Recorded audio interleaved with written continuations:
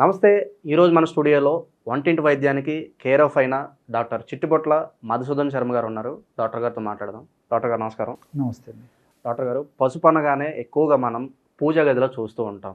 So దేవుడికి పూజా కార్యక్రమాలు వాడుతూ ఉంటాం, అలాగే గడపలకు వాడుతూ ఉంటాం, గణపతిని కూడా తయారు చేస్తూ ఉంటాం. చిన్నప్పుడు కూడా మనకి ఏదైనా దెబ్బ తగిలితే వెంటనే వచ్చి పసుపు అప్లై చేస్తూ ఉంటారు. సో ఇంకా మనము ఈ పసుపును ఒక మెడిసిన్గా ఎలాంటి డిసీజెస్కి వాడుకోవచ్చు అంటారు? క్యూర్ చేసుకోవడానికి పసుపు గురించి ఇంకా ఎలాంటి డిసీజెస్కి వాడుకో మీ మాటలో వివరించండి. ఏ శుభకార్యం ప్రారంభించాలన్నా భారతీయ సంస్కృతి సాంప్రదాయంలో పసుపు అగ్రస్థానమే కూర్చుందండి. కంపల్సరీ. అసలు అంతటి మంగళకరమైనటువంటి పవిత్రమైనటువంటి ద్రవ్యము పసుపు అండి. సో నోములు, వ్రతాలు, పెళ్ళిళ్ళు, పేరంటాలు, పూజలు, పునస్కారాలు, పండగలు, పబ్బాలు ప్రతి చోట పసుపు లేనిదే ఆ కార్యక్రమం కూడా స్టార్ట్ కాదు, కార్యక్రమం కొనసాగదండి. అంతటి పవిత్రత ఆపాదించబడింది, అంతటి అద్భుతమైనటువంటి శక్తి ఆ పసుపులు ఉండడం చేతనే మన పెద్దలు సంస్కృతి సాంప్రదాయంలో ఆచార వ్యవహారాల్లో భాగంగా పసుపును ఒక భాగంగా చేర్చడం జరిగిందండి. సో ఈ పసుపు అనేక రకాల వ్యాధులకు అద్భుతమైన ఔషధంగా పనిచేస్తుందండి. అంటే రక్త శుద్ధికి పసుపు బాగా పనిచేస్తుంది. అదేవిధంగా క్రిమిహరంగా అంటే బ్యాక్టీరియా క్రిములు కానీ, వైరస్ క్రిములు కానీ, అదేవిధంగా తర్వాత ఈ యొక్క ఫంగస్ క్రిములు కానీ, ఈ క్రిములు హరించేందుకు పసుపు చాలా చక్కగా పనిచేస్తుంది. జీర్ణ వ్యవస్థ చాలా చక్కగా పనిచేసేందుకు పసుపు పనిచేస్తుంది. షుగర్ వ్యాధి నియంత్రణ ఈ పసుపు అద్భుతంగా పనిచేస్తుంది. కొన్ని రకాల అలర్జీలు తగ్గేదానికి పసుపు అద్భుతంగా పనిచేస్తుంది. ఒకటేమిటండి, కోకొలలుగా ఈ యొక్క పసుపు అంత అద్భుతంగా పనిచేస్తుంది కాబట్టి మన వాళ్ళు అంత పవిత్రమైనటువంటి మంగళప్రదమైనటువంటి స్థానాన్ని ఆ పసుపుకి ఇవ్వడం జరిగిందండి. అందుకే పూర్వకాలంలో ఇప్పుడు మీరు విషయం ప్రస్తావించేసరికి నాకు గుర్తు వస్తుంది. గడపకు పసుపు రాయడం ఆచారంగా ఉండేదన్నమాట. అంటే ఆ గడపకు పసుపు రాయడం వల్ల క్రిమి కీటకాదులు మన ఇంట్లోకి చేరకుండా ఉండేందుకే పెద్దలు ఆచారాన్ని పెట్టారని చెప్పేసి తెలుస్తుంది అనమాట. కాబట్టి ఏమంటే మంచి క్రిమిహరం, యాంటీబయాటిక్, యాంటీవైరల్, యాంటీ ఫంగల్గా పనిచేస్తుంది అనమాట. అదేవిధంగా ఈ యొక్క పసుపు నొప్పులు కూడా, ఈ కీళ్ళ నొప్పులు ఇలాంటి సమస్యల నొప్పులు పసుపు పనిచేస్తుంది. ఇలాగ అనేక రకాలుగా పసుపు ఔషధంగా కూడా ఉపయోగపడుతుంది. కొన్ని సర్వసాధారణంగా మనం దైనందిన జీవితంలో ఎదుర్కొనేటువంటి వ్యాధులకు పసుపుని ఎలా వాడుకోవాలో చెప్తాను చూడండి. ఇప్పుడు షుగర్ ఉంది, కామన్. ఒకప్పుడు షుగర్ ఉన్నటువంటి ఇల్లు వెతకాల్సి వచ్చేది. ఇప్పుడు షుగర్ లేనటువంటి వాళ్ళు, షుగర్ అంటే మనుషులకు ఉన్నటువంటి షుగర్ కాదండి, పంచదార కాదండి. మళ్ళీ చాలామంది అలా అనుకుంటున్నాము. షుగర్ ఉన్నటువంటి వ్యక్తులు పూర్వకాలము ఎక్కడున్నారని చెప్పేసి వెతకాల్సి వచ్చేది ఇళ్లలో. ఈ రోజుల్లో షుగర్ లేని వ్యక్తులు ఏ ఇంట్లో ఉన్నారని చెప్పేసి వెతకాల్సినటువంటి రోజులు వచ్చాయండి. సో అంత కామన్ అయిపోయింది. ఈ షుగర్ నియంత్రణ ఉంచేందుకు పసుపు చాలా బాగా పనిచేస్తుందండి. పసుపు ఒక 50 గ్రామ్స్, అదేవిధంగా ఉసిరిక పొడి, ఆమ్ల పొడి ఒక 50 గ్రామ్స్ అప్రాక్సిమేట్ అండి. కాబట్టి పసుపు ఇది సమానంగా తీసుకోవాలండి. 100 తీసుకుంటే 100 అలాగా.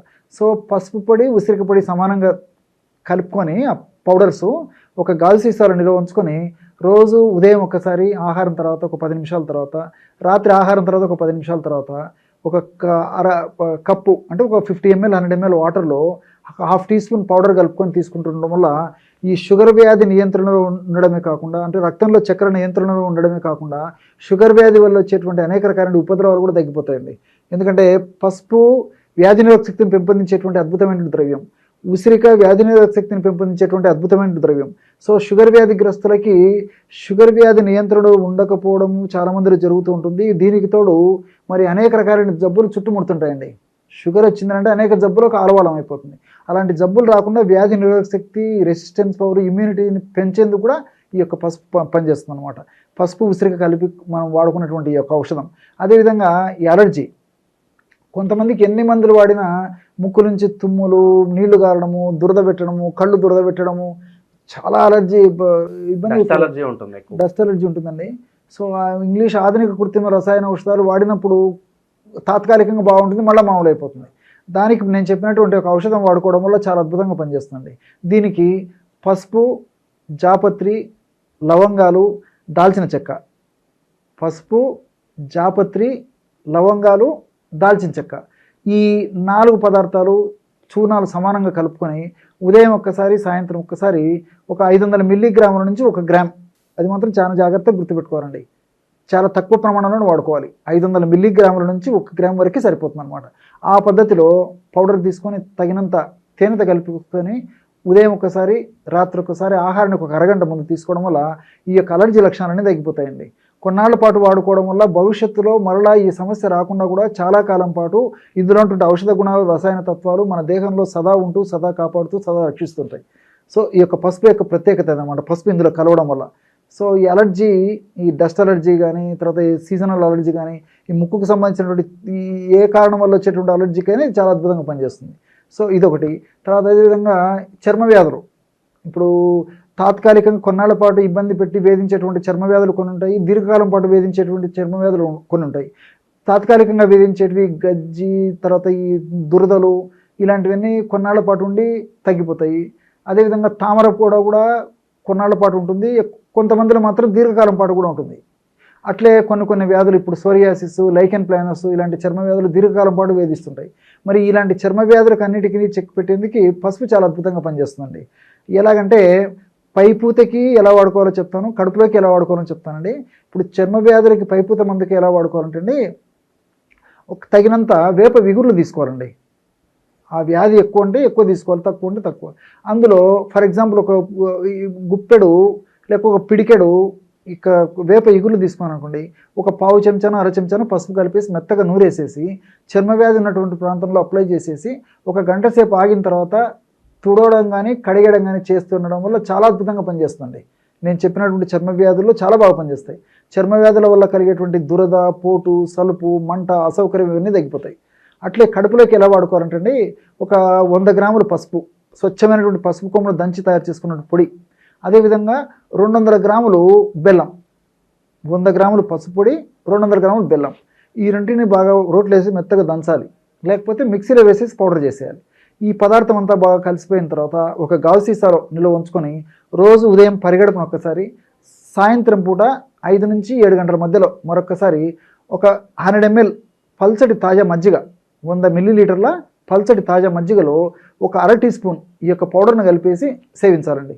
ఈ విధంగా వాడుకోవడం వల్ల అవి గజ్జి, తామర, దురదలు, అదేవిధంగా సోరియాసిస్, లైకెన్ ప్లానస్ ఇలాంటి అనేక రకాలైన చర్మ వ్యాధులకు చాలా చక్కగా పనిచేస్తుంది. ఇది దీర్ఘకాలం పాటు వాడినప్పటికీ మనకు అన్ని సైడ్ బెనిఫిట్స్ ఉంటాయి, ఇలా సైడ్ ఎఫెక్ట్స్ ఉండవు. ఇలా అనేక రకాలైన వ్యాధులకి పసుపు బాగా పనిచేస్తుంది. ఇంకొకసారి ఏమవుతుందంటే, ఒక్కొక్కసారి ఉన్నట్టుండి హఠాత్తుగా ఒళ్ళు చల్లబడిపోయేసి ప్రాణాపాయ స్థితికి పోయేటువంటి పరిస్థితి కొంతమందిలో కలుగుతుంటుంది. ఉన్నటువంటి బాడీ కూల్ అయిపోతుంది అనమాట, షాక్ గురైపోయి శరీరం అంతా చల్లబడుతుంది, తర్వాత పల్స్ తగ్గిపోతుంది, చాలామందికి భయం అయిపోతుంది అనమాట. వెంటనే వైద్య సహాయం పొందాలన్నా కొంత టైం అవసరం. మరి వైద్య సహాయం పొందే వరకన్నా ప్రథమ చికిత్సగా ఖచ్చితంగా మనం ఏదో ఒకటి చేసినప్పుడే ఆ లైఫ్ మనకు నిలబడుతుంది అనమాట, లేకపోతే ప్రాణాలు కూడా పోయేటువంటి పరిస్థితి ఏర్పడుతుంది.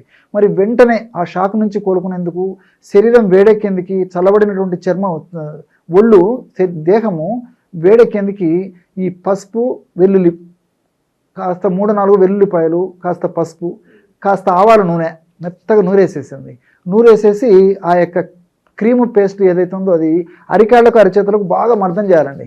ఇలాగ మర్దం చేసేస్తే వితిన్ హాఫ్ మినిట్ 1 మినిట్లో బాడీ హీట్ అయిపోతుంది. ఎప్పుడైతే బాడీ హీట్ అయిపోతుందో బ్లడ్ సర్క్యులేషన్ బాగా పెరుగుతుంది, నరాలు బాగా పనిచేస్తాయి, ప్రాణాపాయ స్థితి నుంచి కోలుకుంటాడు. సో మనం వైద్య చికిత్స పొందేలోపు చేయదగినటువంటి ప్రథమ చికిత్సల్లో అత్యద్భుతంగా పనిచేసేటువంటి అనుభవపూర్వకమైనటువంటి చికిత్స ఇదండి.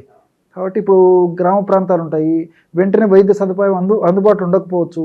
మరి ప్రాణం నుంచి కాపాడేదానికి మనవంతు మనం ప్రయత్నం చేయాలి కదండి ఆ యొక్క వ్యక్తిని.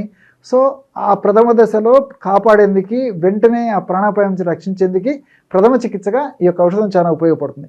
ఈ విధంగా అనేక రకాలైనటువంటి ఔషధ గుణాలు కూడా ఇందులో ఉండడం వల్ల అనేక రకాలైనటువంటి అనారోగ్య సమస్యలు కూడా పసుపును దివ్యంగా వాడుకోవచ్చు. కాబట్టి అందుకే మన పెద్దల ఆచారంలో భాగంగా ఈ పసుపును పెట్టడం జరిగిందండి. పసుపును ఉపయోగించి ఎలాంటి రకాల వ్యాధులు మనం న్యాచురల్ వేలో క్యూర్ చేసుకోవచ్చు, అద్భుతంగా వివరించారు డాక్టర్ గారు. ధన్యవాదాలు.